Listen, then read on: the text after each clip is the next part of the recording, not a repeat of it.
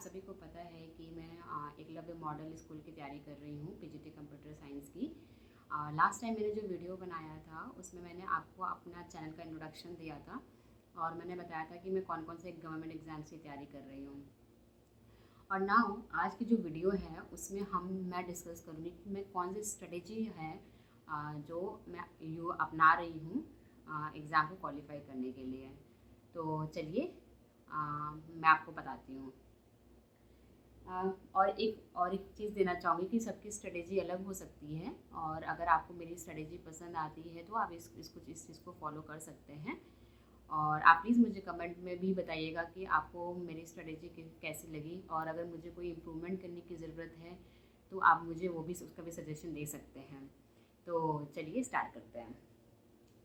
तो आप सभी को पता है कि अभी EMRS एकलव्य मॉडल स्कूल का रिक्रूटमेंट निकला है फॉर द ईयर 2023। ये लास्ट ईयर 2021 में निकला था, but due to some reason ये कैंसिल हो गया था।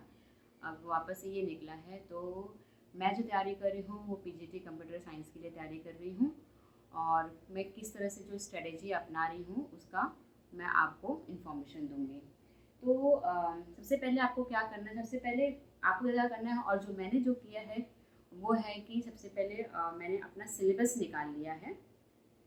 जो भी जो वेबसाइट पे जो भी सिलेबस है पीजीटी कंप्यूटर साइंस के लिए, वो मैंने वहाँ से अपना सिलेबस प्रिंट आउट कर लिया है। वो मैं आपको दिखा देती हूँ। और आपको भी सबसे पहले यही करना है कि जो भी आपका सिलेबस है ये, ठीक है, वो आपको प्रिंट आउट निकाल लेना है। और इस सिलेबस का इम्पॉर्टेंट ये क्या होता है कि हमें कुछ भी इधर उधर पढ़ना नहीं पड़ता है। तो जो भी पॉइंट दिए हुए हैं सिलेबस में, सबसे पहले आपको वो कंप्लीट करना है, चाहे जनरल पार्ट का हो या फिर आपका सब्जेक्ट स्पेसिफिक पार्ट का हो। तो ये जो मेरा है, ये मेरे 3 पन्ने हैं, 3 पेजेस हैं सिलेबस का।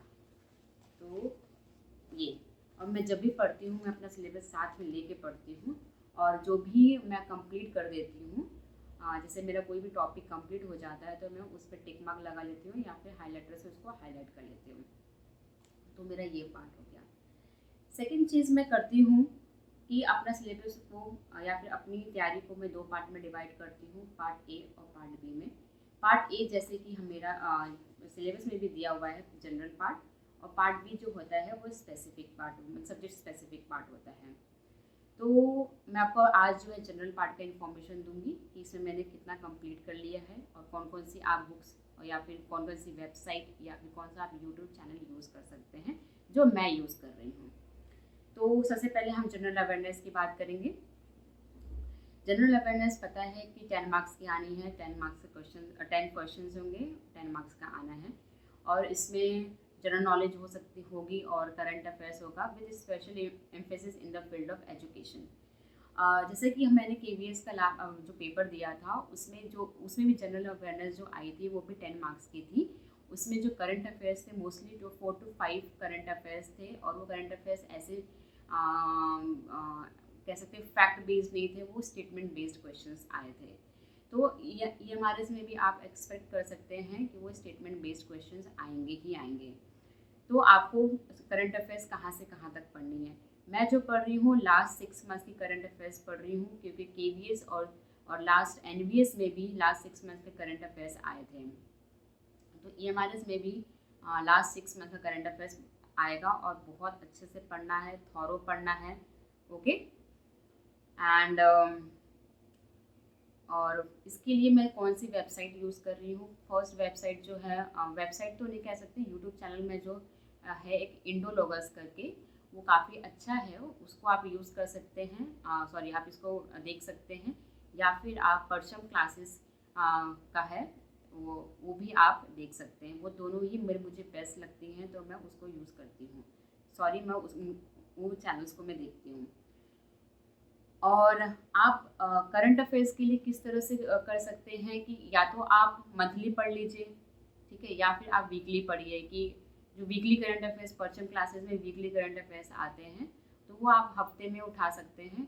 ये पर्टिकुलर मंथ का वीकली करंट अफेयर्स उठा सकते हैं, उसको पढ़ सकते हैं। या फिर लास्ट इंडोलॉगस में क्या होता है, लास्ट 6 मंथ्स के भी करंट अफेयर्स पूरे दिए रहते हैं, तो तो आप लास्ट 6 मंथ का करंट अफेयर टाइप करिए, वहाँ आ जाएगा और लास्ट 6 मंथ का करंट अफेयर्स आप पूरे उसके नोट्स बना सकते हैं।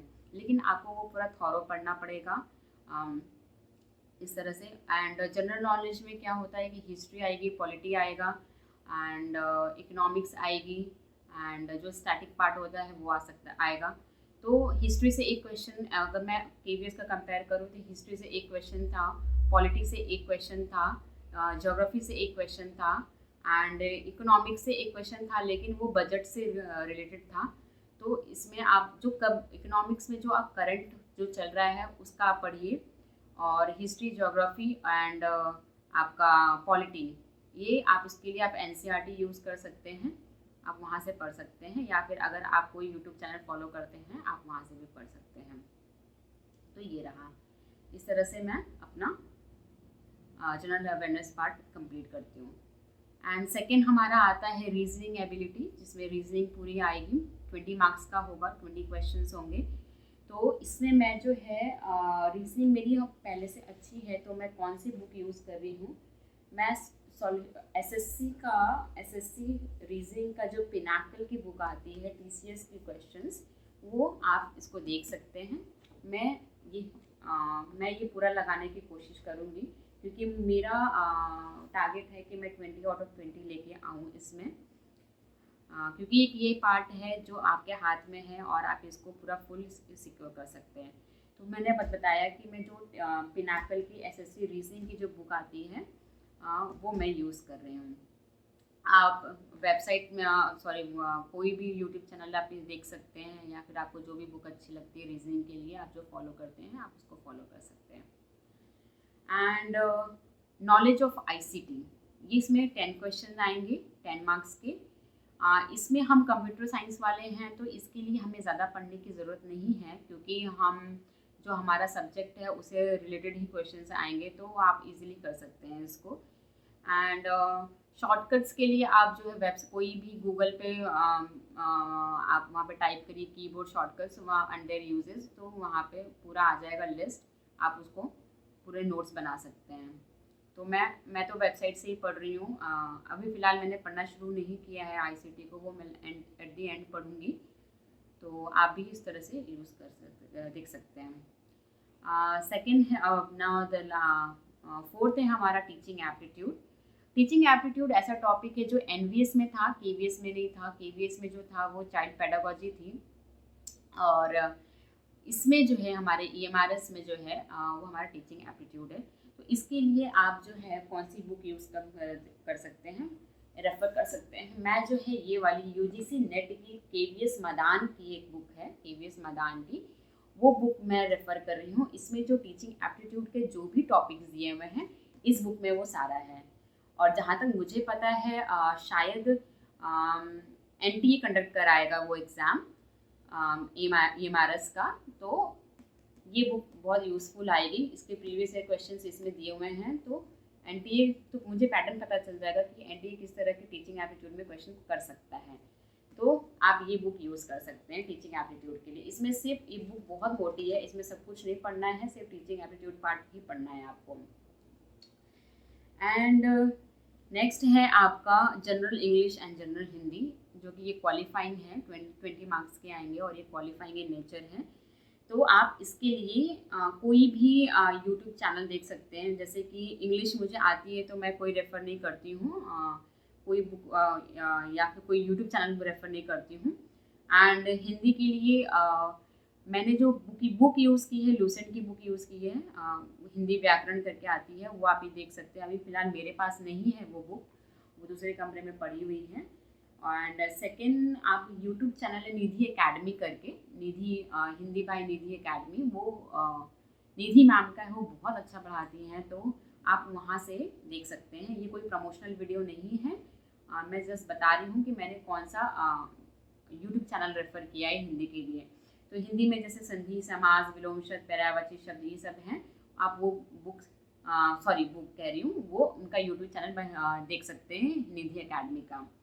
और एक बुक भी है उनकी सामान्य अध्ययन करके है, सामान्य अध्ययन शायद प्रैक्टिस बुक है। तो अगर आप एक बार ये पूरा टॉपिक पढ़ लेते हैं तो निधि एकेडमी का जो निधि मैम ने खुद लिखी हुई है वो बुक, आप वो रेफ़र कर सकते हैं फॉर प्रैक्टिस। और वो मेरे पास वो बुक है, मैं अभी आपको दिखा दे, अभी फ़िलहाल मेरे पास नहीं है वो बुक, तो मैं आपको बाद में वो बुक दिखा दूँगी।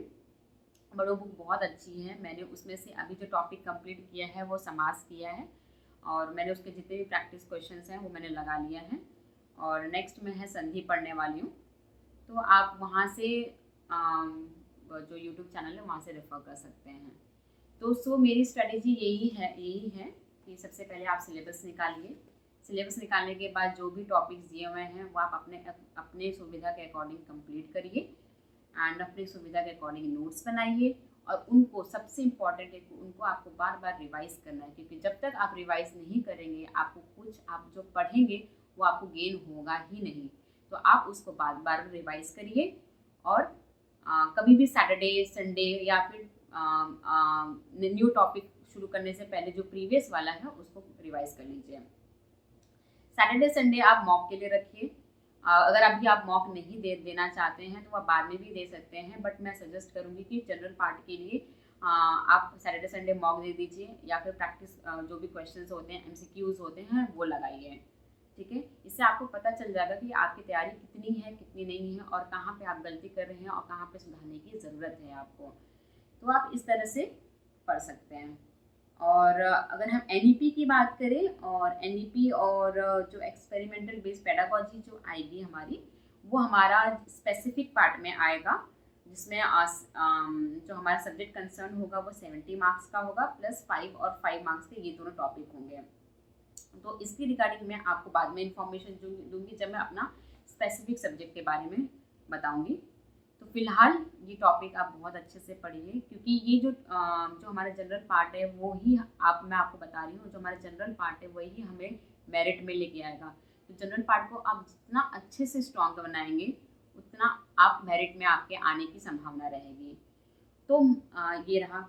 और मेरा स्ट्रेटेजी कितना कि मुझे कितने मार्क्स लेके आने हैं वो मैंने अभी डिसाइड कर लिया है। वो तो पेपर जब आएगा वो तो बात की बात है, बट मैं अपने अकॉर्डिंग जितना मार्क्स चाहती हूँ उसके अकॉर्डिंग मुझे उस हिसाब से तैयारी करनी पड़ेगी। तो मैं कितने मार्क्स अपने लिए डिसाइड कर रखे हैं वो मैं आपको बता दूँ। जैसे कि जनरल अवेयरनेस पार्ट के लिए मैंने 10 मार्क्स का आएगा, तो एटलीस्ट कम से कम 8 मार्क्स मुझे, इसमें 8 मार्क्स मुझे चाहिए। ठीक है। रीजनिंग एबिलिटी जो है मेरी अच्छी है, वो काफ़ी अच्छी है, और 20 मार्क्स का आएगा, तो मैंने इसमें 18 to 20 मार्क्स अपने लिए किया है। ICT ऐसा टॉपिक है जिसमें आप फुल स्कोर कर सकते हैं, वो 10 मार्क्स का आएगा, तो मैं इसमें 8 to 10 मार्क्स स्कोर करने की कोशिश करूँगी। टीचिंग एप्टीट्यूड वो भी 10 मार्क्स का आएगा, तो इसमें मैंने सोचा है कि 7 to 9 मार्क्स इसमें सिक्योर करने की कोशिश करूँगी। इंग्लिश और हिंदी आपका क्वालिफाइंग है, तो इसमें मैंने सोचा है कि एटलीस्ट 8 to 10 या 8 to 10 दोनों में सिक्योर करने की कोशिश करूँगी। अगर मैं इतना कर्ज ले जाती हूँ और मेरा सब्जेक्ट स्पेसिफिक पार्ट भी मेरा अच्छा होता है, तो मैं अपना मेरिट में नाम ला सकती हूँ, और ये मैंने डिसाइड किया है, एंड आई होपफुली मैं ये कर जाऊँ। और ये तो मेरी स्ट्रेटेजी थी, और आपकी भी स्ट्रेटेजी हो सकती है, आपकी स्ट्रेटेजी आपके अकॉर्डिंग बेस्ट हो सकती है। अगर आपको मेरा बेस्ट लगता है तो आप मुझे फॉलो कर सकते हैं। सो आई होप आप सभी का तैयारी बहुत अच्छे से चल रही होगी। आपने फॉर्म फिलअप कर दिया होगा, फॉर्म फिलअप नहीं किया है तो कर लीजिए, लास्ट मोमेंट के लिए मत बैठिए, एंड तैयारी आज से ही शुरू करिए, क्योंकि कभी भी हमारे ऊपर एग्ज़ाम डेट का बम फूट सकता है। सो आप उसका वेट मत करिए, तैयारी करिए, और आज के ज़माने में नौकरी मिल जाए वही बहुत बड़ी बात है। सो ठीक है, इस वीडियो को यहीं एंड करते हैं। चलिए, bye and take care and all the best.